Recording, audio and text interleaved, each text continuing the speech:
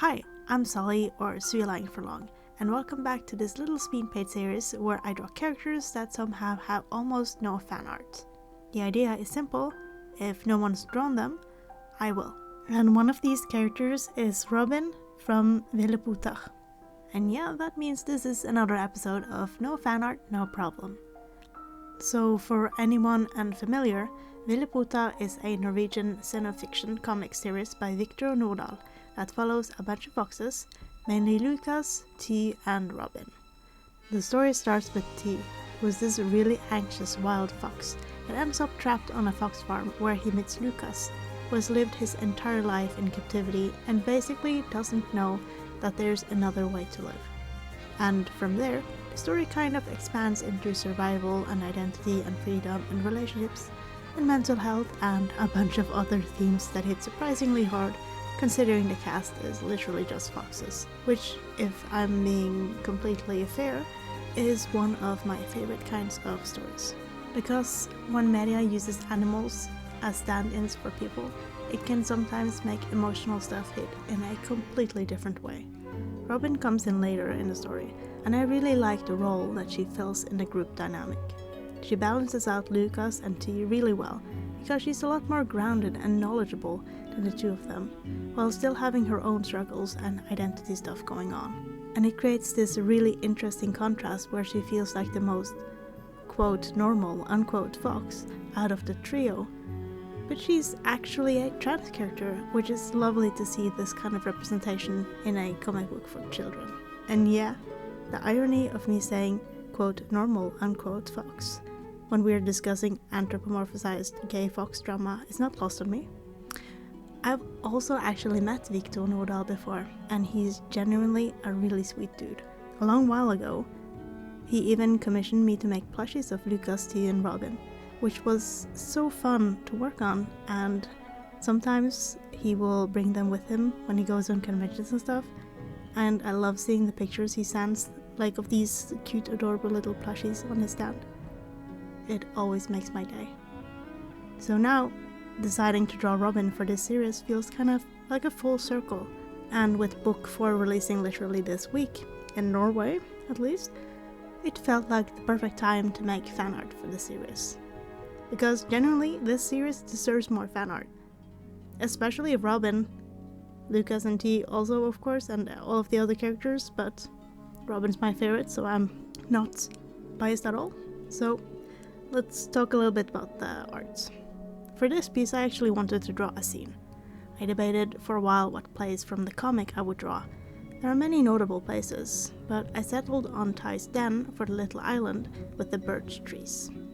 This place felt especially important to Robin, because it's where she first really got to explore her gender identity in a safe environment, all while being supported by T.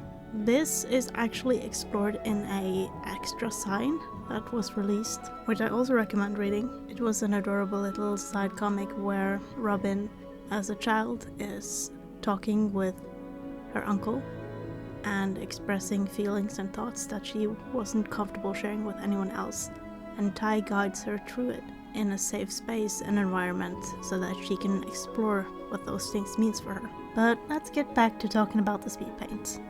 I considered drawing T and Lucas following after her on the log, but since they already have more fan art, I wanted Robin to have the spotlight.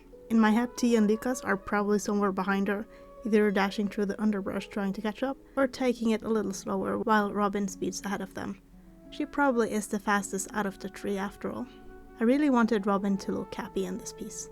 I experimented with a few different expressions while sketching, but every time I tried something more serious or subdued, it just didn't feel right. Happiness suited the scene much better, so I leaned fully into that softer, warmer atmosphere. I also used this piece as an opportunity to work more on backgrounds.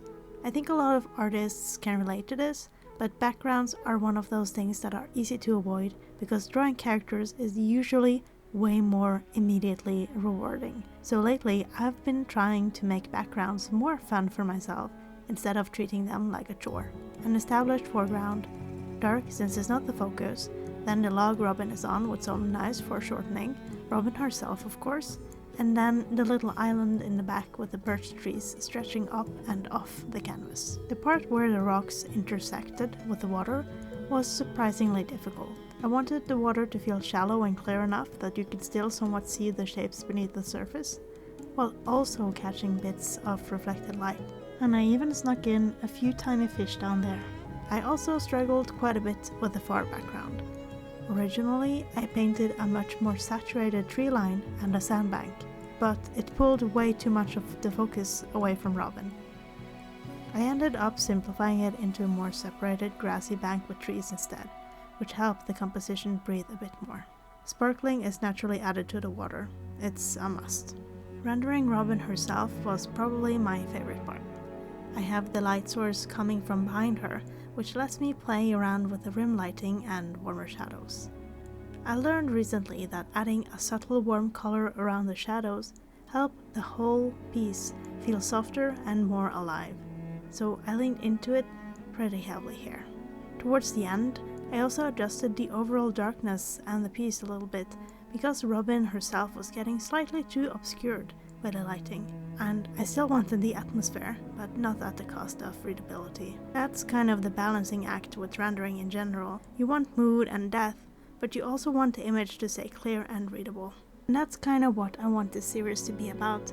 There are so many smaller comics, indie books, games, and stories out there with amazing characters, and I think they deserve fan art just as much as giant mainstream franchises do. And here is my take on Robin. I'm really happy with how this piece turned out, especially the lighting on Robin and the water around the rocks. I tried some new brushes for the water and ended up loving the result. The whole piece feels really warm and peaceful, which is kind of funny when you compare it to the previous episode, where I drew Sam and Aiden from Threadweavers fighting for their lives underground. So, what do you think? Did I manage to capture Robin's vibe? And if you know a character from a comic, movie, game, or book, or any other media that deserves more fan art, let me know in the comments. They might end up appearing in a future episode of No Fan Art, No Problem. Thanks for watching, and don't forget to like and subscribe if you want to see more episodes. Sully, out.